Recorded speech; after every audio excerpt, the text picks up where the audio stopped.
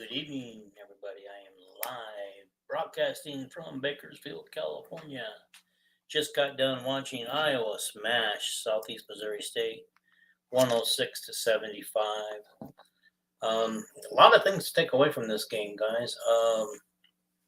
One of the biggest, well, here, before I get started in the game, I don't want to forget about our sponsor, Terry.Sensi.us. That's the site you need to go to for Sensi by Terry. It might be a little late for your Christmas gifts, but belated Christmas gifts or something. Go to that website, check out her stuff. All of us have used her products, bought products from her on this podcast. Paul, Jason, and myself, um, and so it's a good product. I bought a 49ers warmer and a Christmas tree warmer from her earlier this year, and Paul's bought a lot of things, and I know Jason has too. I think maybe Raiders or something or Broncos warmer. So, guys, it is what it is, and I think this is going to be change this up a little bit. So, yeah, so I think check it out, guys. I know it's a little late for Christmas. I'm positive. I think she had a December 15th deadline for Christmas, but check out her stuff. I mean, it's really good stuff. I mean, support a fellow Hawkeye. She really loves her Hawkeyes, and support her business if you can, and give your money to a Hawkeye. Okay, all right. So moving on. Let's talk about the game tonight. A lot of things to take away. A couple players had season highs tonight, or career highs, I should say. We had three players over 20 points in a game for the first time since January 2020 when they beat Michigan. Yeah, Jared, I'm going to agree with you on this one. I'll bring it up. So, yeah, we had Jared's a much needed Hawkeye beat down. I think so. It looked like, we take away tonight Peyton Stanford. He has 24 points, and he breaks out of his slump, and it looks like he's playing with a lot more confidence tonight. We're going to need that, without Chris in the lineup. We're going to need these guys to step up. Philip Rabacha having a career high with 30 points tonight. And what did he have for rebounds? I know he was flirting with a double-double. I don't know if he actually got there or not. Philip Rabacha. No, he only had 9 rebounds and 6 assists tonight, so he was flirting with it, and so he didn't quite get it, but he is looking more and more confident as well too. I think and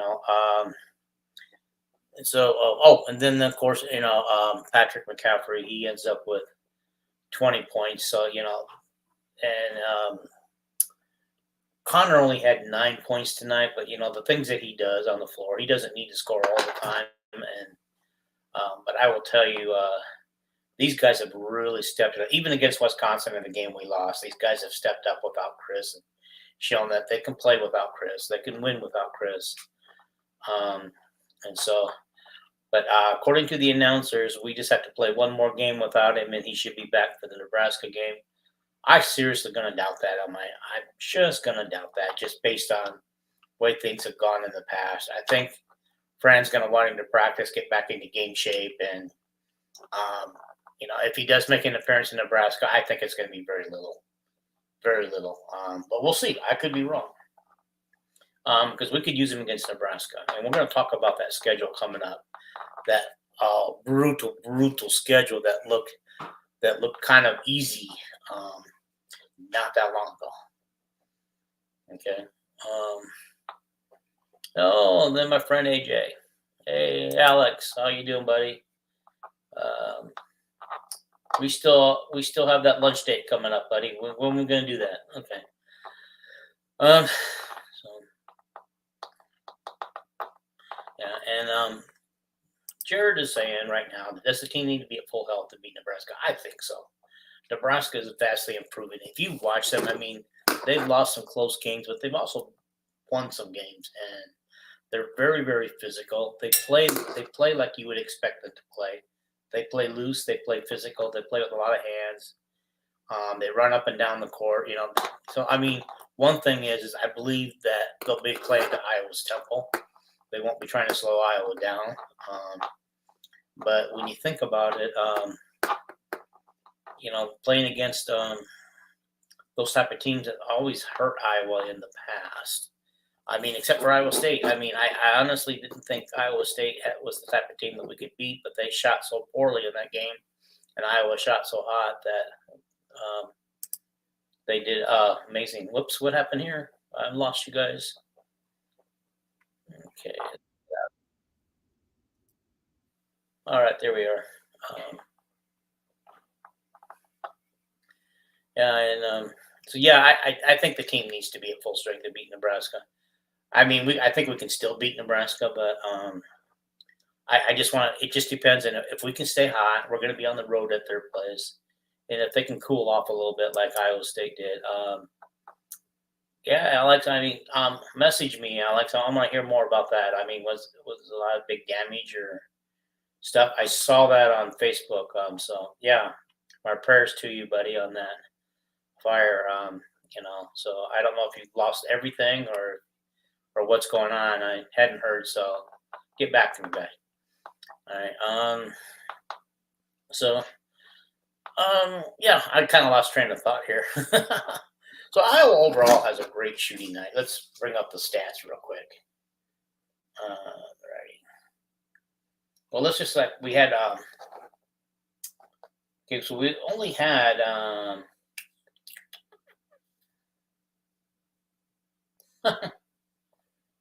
Guys, this is really weird. Caffrey's stats have disappeared, but he scored 20, Rabatra 30. Tony Perkins only 3 points tonight. That guy's we need for him to we need to him, average 13, 14 points in that, which he could very easily can do. Ulis got 7. That's about where I expect Ulis to be, 7 to 10 a night. And Connor got 9. I expect more out of him. And Sanford 24. We're finally getting something out of what we thought we would see more of from him. And some surprises there. Dante Bowen, who I think many of you fans are high on. I know I am. And he came up with 5 points tonight. Josh Ogilvie, or I can't say just Josh O in my book. 4 points, which is probably more points than he scores in most games. And so Riley McColvey, we haven't seen much of him. I think he's only played a total, according to the announcements, 19 minutes. He got 1 point. Although I think he has some looks that he could have actually, if he wanted to. Okay. If he really wanted to, he could have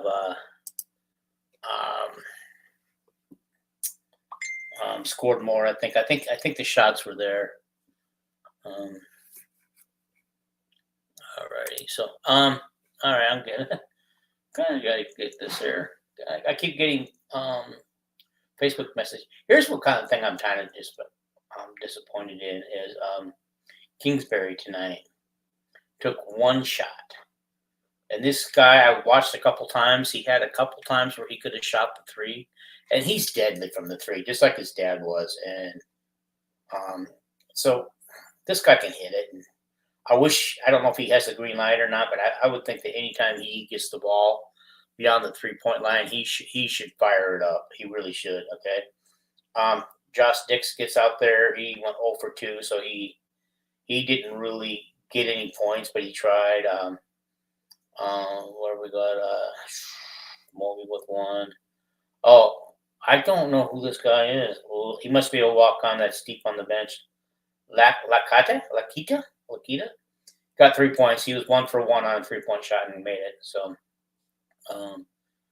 so those guys, that was pretty good actually. For those guys tonight. I mean, it's just like a really beat down. Iowa shoots overall 57.6% on the night, 8 for 22 on 3-point shooting. However, Southeast Missouri, they also matched that with 8 for 28. So our 3-point shooting was 36%. Theirs was 28%. They only went to the free throw line 8 times, but hit 7 of them. We went 33 times and hit 22. their free throw percentage was a lot higher than ours, 87%. Ours was at 66. We out rebounded them 47 with 12 rebounds and 12 offensive rebounds and 35 defensive rebounds, 20 assists, 4 steals, 3 blocks. We had 10 turnovers, which is I think is about where McCaffrey likes to see his team, somewhere around in there. 13 fouls tonight on that. So overall, there isn't a lot to say about this game. I mean, a lot of people got to play. I mean, he went deep into the bench and played a lot of people tonight, and that's good. I think one of the key things if we want to keep in mind is that when the starters were pulled for the final time, we had a 30-point lead, and the next group in maintained a 30 to 32-point lead for a while. The next group in, the final group in, I think they kept it close, but I think they lost a 30-point lead on that. No, they had 31. So it just shows you that the bench tonight didn't have any fall off. The bench kept that scoring going as well. And so, but let's get into answer some of these questions. How much trouble would Iowa be if they start the Big Ten 0-2? Dude, they could start 0-6. Let's look at the schedule they got coming up after Eastern Illinois. They've got Nebraska at Nebraska. That's going to be a tough game. Really, if any of you guys take time, watch Nebraska on TV, they are lights out. They're doing a very good job. Like I said, they have lost some games. They can be beat, but they're at home. Okay. Then at Penn State. Penn State is coming on, guys. When this schedule was first posted earlier before the season started, I thought, this is a schedule that Iowa could get off to a really hot start in the Big Ten. Because I felt Wisconsin was beatable. We lost that in overtime, but I still think they were very beatable. And I thought at the time, well, we could beat Nebraska, Penn State, Rutgers. But you know what? Indiana is the preseason pick to win the Big Ten. So they're going to be tough, but we do have them at home. And then we go to Rutgers. Guys, you guys know that we've struggled at Rutgers. So 1, 2, 3, 4. And we've already lost. We could start easily 0-5, and then we got Michigan coming to town a week after the Rutgers game. So, guys, if you think that's going to be easy, it's not. So that's going to be tough. I got to believe with Chris back in the lineup, and if everybody continues to pick it up the way they have, and not depend on Chris to carry them, because I think tonight they proved that they can win without Chris. And I think they proved, even against Wisconsin, they proved they could hold their own against Wisconsin. I think what everybody in the team needs to do, everybody needs to pick up their game, play their game like they have been when Chris gets back into the game, and let the game flow to Chris. Don't try to force things to him. Don't let him force anything either. So if he doesn't score 20 points a night, so what? If he can just be part of the team, help the team win, get some rebounds, some assists, some steals, some blocks, like he's capable of doing, and score maybe 15 points a night or something, while the other guys are getting their shots. I think this would be a well-balanced Iowa team, and because it'd be well-balanced, I think they could go far away, because that's what I'm seeing. More and more I see this team, more and more I'm seeing some things I like about it. So next question. Okay, let me get to it. Where's my mouse? Guys, I'm going solo tonight, so as you can see, I don't have my partners with me in crime tonight. Okay. Alex asks, how do I like USC and UCLA moving to the Big Ten? Alex, I love it. It means I'm going to be able to see my Hawkeyes play some football games out here, and we're going to be able to watch them play some basketball games out here, which I think is just going to be fun, because I feel like I'm back home in Iowa watching my Hawkeyes up close and personal, because when I lived in Iowa, I tried to hit 1 or 2 football games a year and 1 or 2 basketball games a year, and a wrestling meet, at least 1 wrestling meet a year. So this makes it all possible that I can see all 3 again come out here, and especially, and the women's team are picking up too. So, Alex, I'll buy the tickets for us. If you drive us down to LA to watch them play, I'll pay for it. I'll turn you into an Iowa fan yet. By the way, I've known Alex, since about 19 86, somewhere in there. We worked together for Lucky's and then Albertsons, and so he went on vacation one time and he came back and he brought me back a Hawkeye helmet, a little mini Hawkeye helmet that I still have somewhere. So Alex, I remember that. Thank you. Okay. I don't know what else there is to say about this game. I'm going to be on tomorrow night too with after the women's game when they play or whatever time they play tomorrow. There's a lot of good football bowl games on today. I think you guys saw all of them. Anybody know how the Fresno State game came out? I had to leave that game, but they were leading when I left. And so yeah, there's been some good outcomes, some really good games today in bowls, and so I thought that was kind of hot and fun to watch. Any more questions, guys? Fire some questions up there. We can talk some more and stay on the air longer. Okay. I'm waiting for you guys. I'm going to hang on for a little longer for you guys.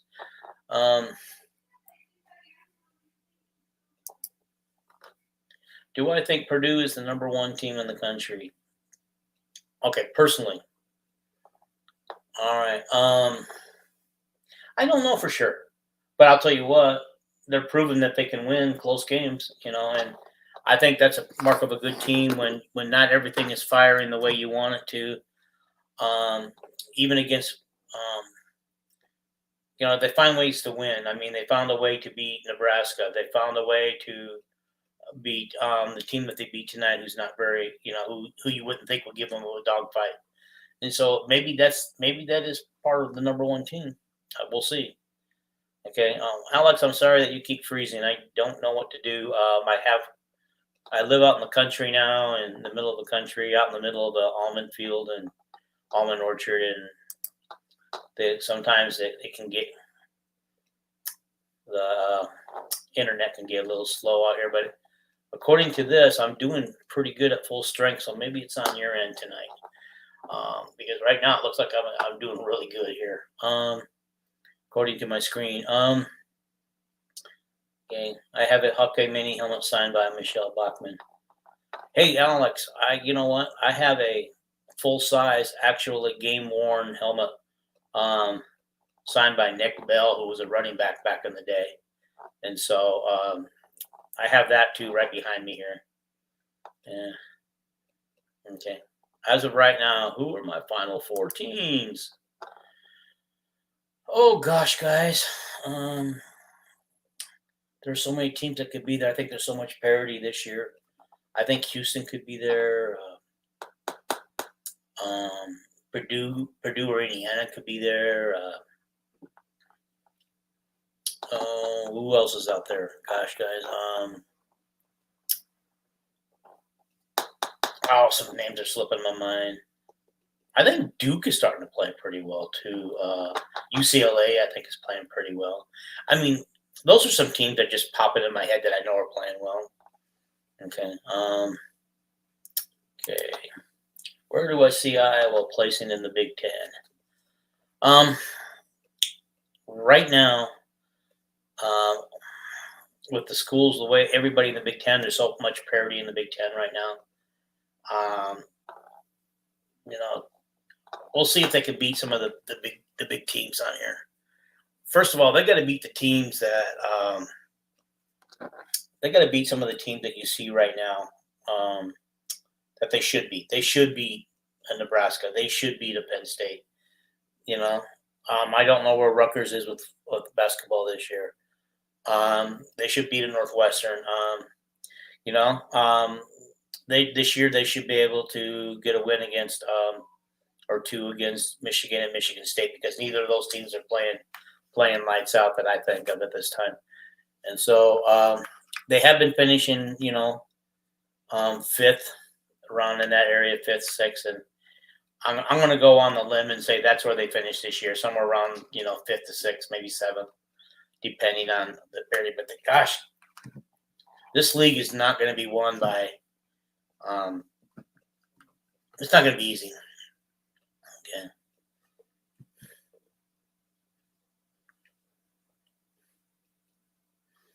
Okay. Should Iowa reach 20 plus wins? I will tell you. I think they can do it. I think they can do it if Chris is at full strength. I fully believe that they can do and win there. Okay. Oh, you guys all went. I'm answering your questions. You guys are all gone, or maybe you guys all froze out and froze away from me. I don't know. Well, four of you, and you guys are gone. Anyway, we watch this later when you come back. Should I will reach 20 wins? I think they can. I really believe they can. Because even though I said Iowa could start out 0-6 in the Big Ten, I don't believe they will. I believe they win some of those games. I really do. Okay. One person came back. Who came back? Okay. Yeah. So I originally started out this to be. I want to do more and more frequent videos and shorter videos. With the group, we're doing about 1 hour, a little over 1 hour videos, and I want to reach. I want to reach more. I want to get more subscribers. I want to get more viewers, and we're thinking that if we do more frequent, more shorter videos, that you guys will have a tendency to watch them more. And so that's what we're going to do. So please subscribe. Please share this. Please watch, and so I can get viewer creditship. And, so that's all I really have for tonight, taken away from this game and stuff. So I appreciate those who were on here listening and those who saw, make comments and stuff. You guys did a great job with your questions.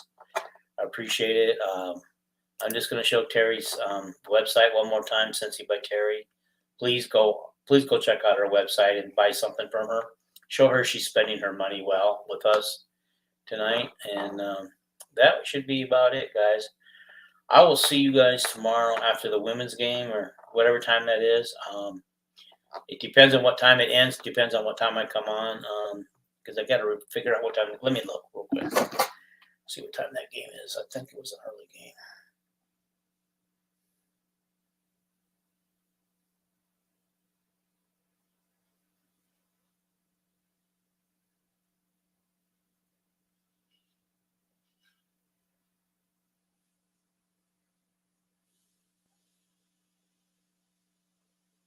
Okay, Iowa plays Northern Iowa at, I believe it's 12 o'clock noon Central Time. So that'd be 10 o'clock my time. I'm probably not going to get to see that game after all, guys. I'm going to have to watch that on replay. Unfortunately, I'll be at church. Not unfortunately, I'll be at church, but I'll be at church. Oh, it says 12. I misread it. It's 2 o'clock that the game is on. And it's on the Plus, Big Ten Plus. So I got Big Ten Plus. I'll see the game. I should be able to come on shortly after that game is over too, and do that. Okay. All right. Yeah. All righty, guys. I appreciate it. I'm sorry, Alex, that you keep freezing. I appreciate it. But you guys have a good night. I'll see you guys tomorrow. And Alex, once Iowa starts playing games out here in California on a regular basis, I promise to take you to the game.